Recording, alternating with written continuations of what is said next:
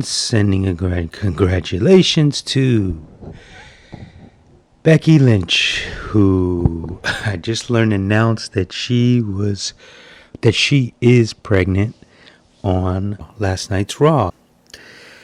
With that being stated, sometimes I'm actually glad that I have the amount of people that listen to this podcast, be it small, because one day you're going to go into the archives once I get this channel going, and you're going to see the amount of things that I call are accurate. And it goes to many different levels. What is he talking about? What is he saying? Just shut up, dude, and just talk about what you want to say. Let's go back to, I believe it's my pre-Royal Rumble ramble, where I stated, you know what?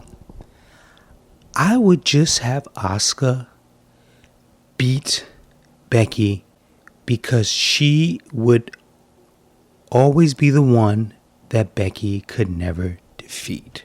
And there would be a long-standing history between them that could go on for ages until Becky would finally be able to defeat Asuka. It's like a very fine wine that you put in the wine cellar and you sit on it and wait. The older it gets, the tastier it is. Now, with that being stated, who knew that Vince's, or at least what he considered to be his moneymaker, would end up having to leave the family? That being Becky Lynch. Now, I remember having a conversation with my sister who does not watch wrestling at all. And I was explaining some things to her. And one of the things that came up was how popular the women's division is jumping off and just women's wrestling in general. And as we were in conversation, and she agreed with this, I was telling her, I said, look, once a woman starts having children, everything changes. Your focus starts to change. So professional wrestling is not going to be a high priority. And we were having this conversation because I was explaining how Vincent should be focusing in on the women's division, and he has to strike now because a lot of his hot properties, or what he considers the hot properties, or what the audience considers the hot properties, are in their 30s. Some of them are engaged. Some of them are looking to have children. Some of them have been putting off having children to get this illustrious career, this dangling carrot that he keeps putting in front of their faces. But once they have children, everything changes. Trish Stratus, most recently Brie Bella, who was on the fence, should I come back, should I not?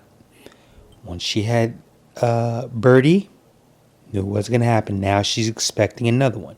Nikki Bella, who had been trying to push to come back, and they basically shitted on that, now is expecting, and a few months in.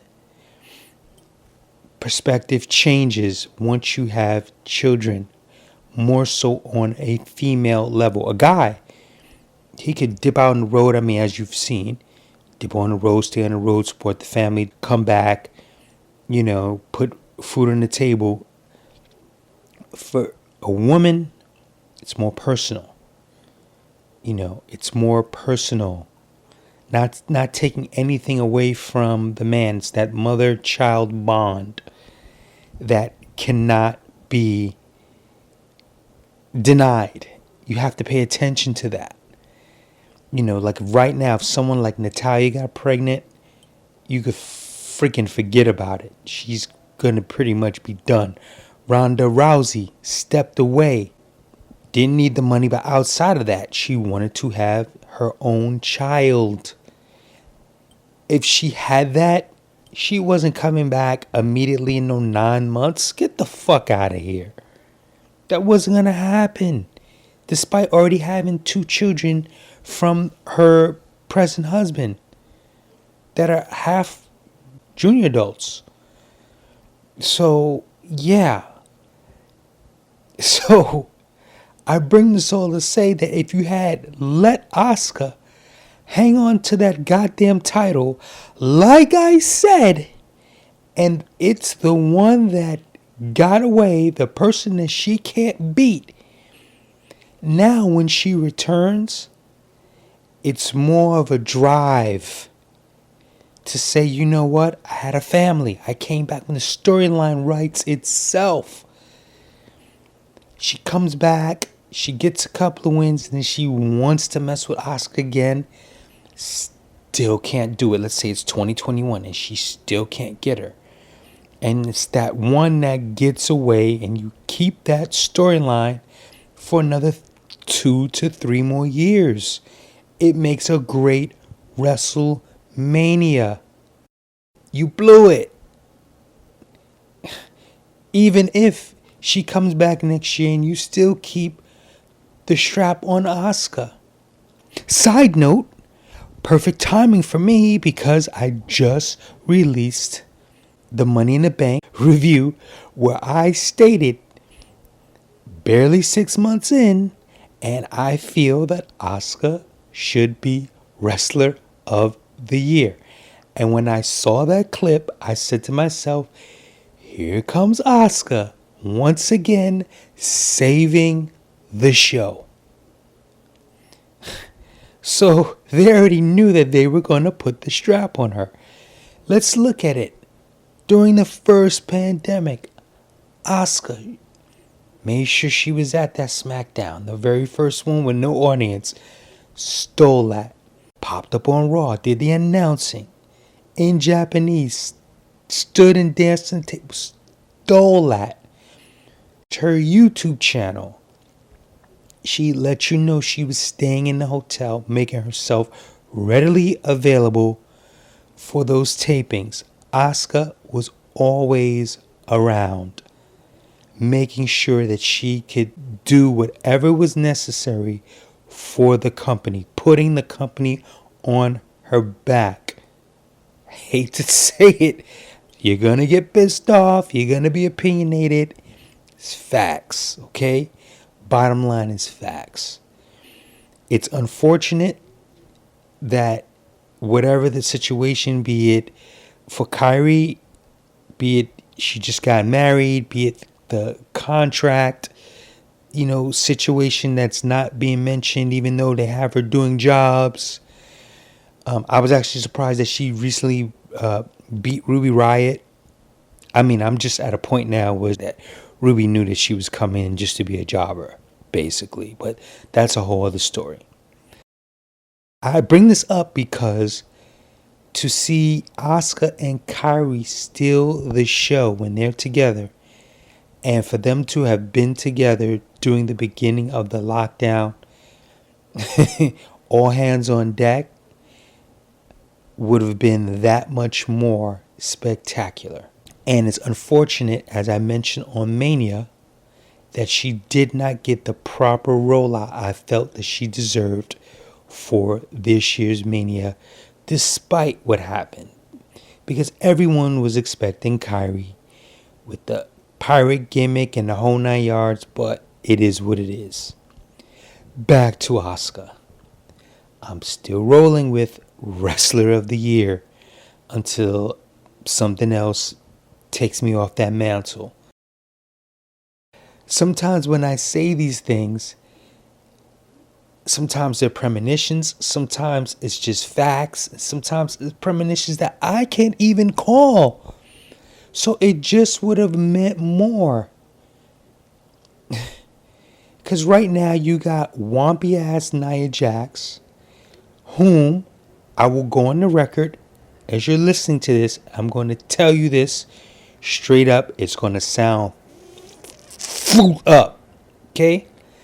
I have a feeling Braun Strowman, something's going to happen.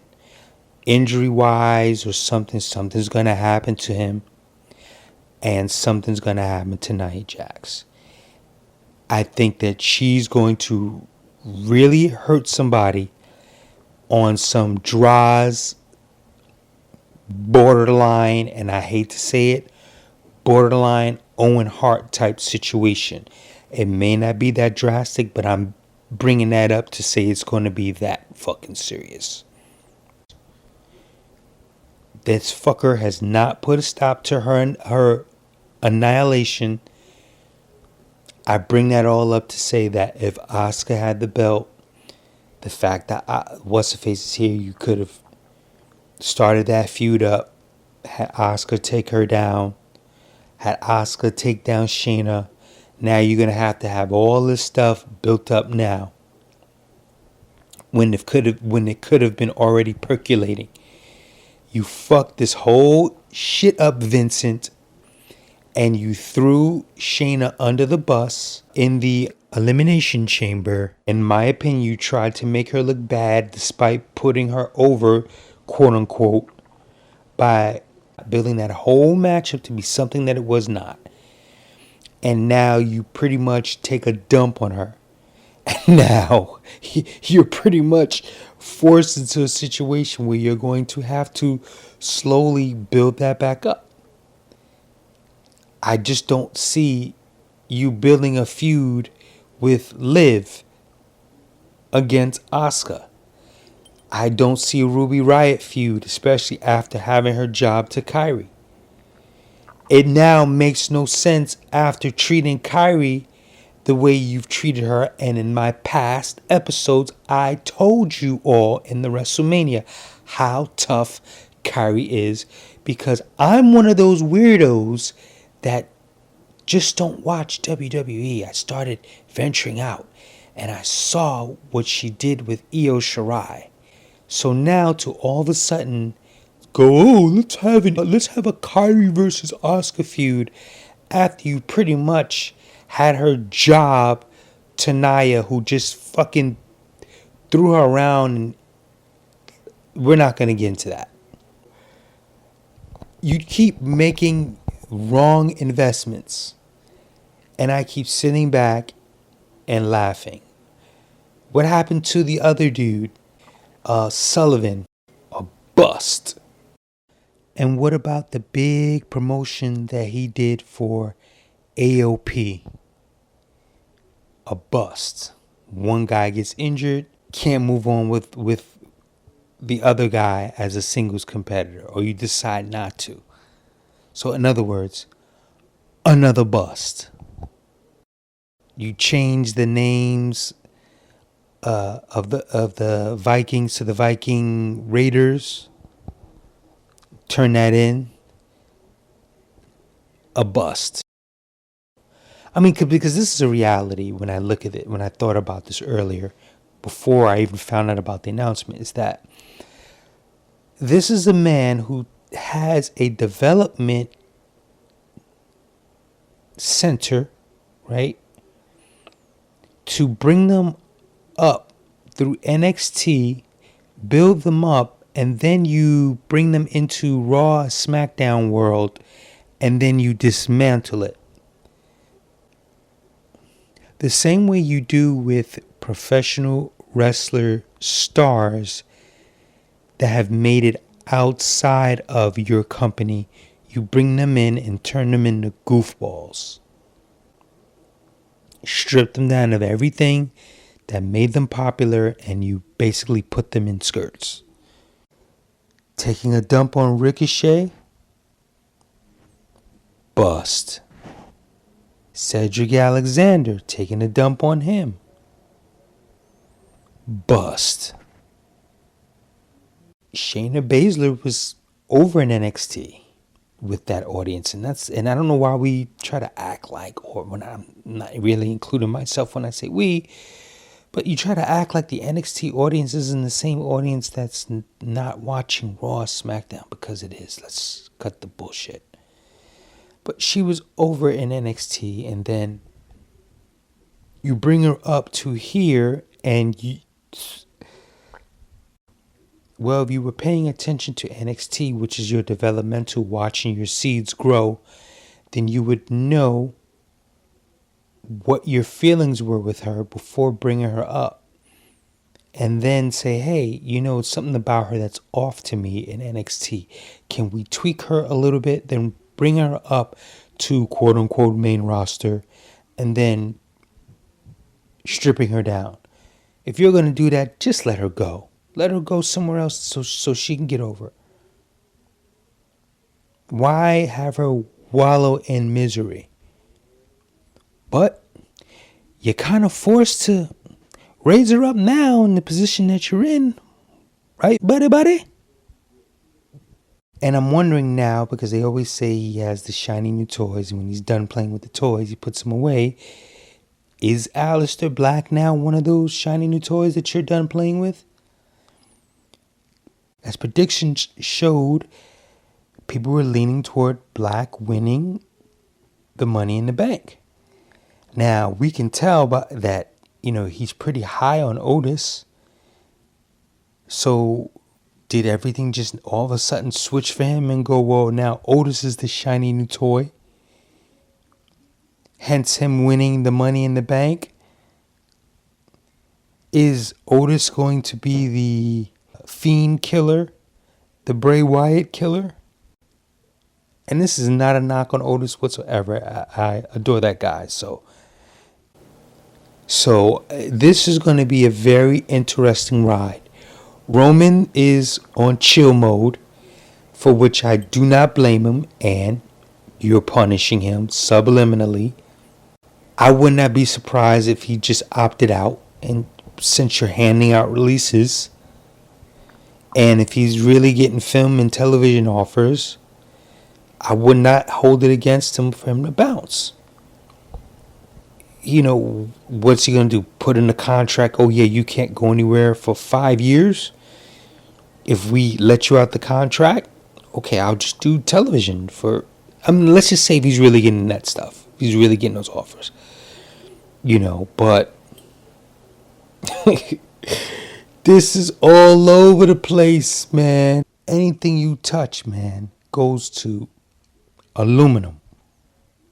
So I'm slowly watching WWE wither away, and I would not be surprised before the year's up that there are a bevy of lawsuits that basically pile on against the company.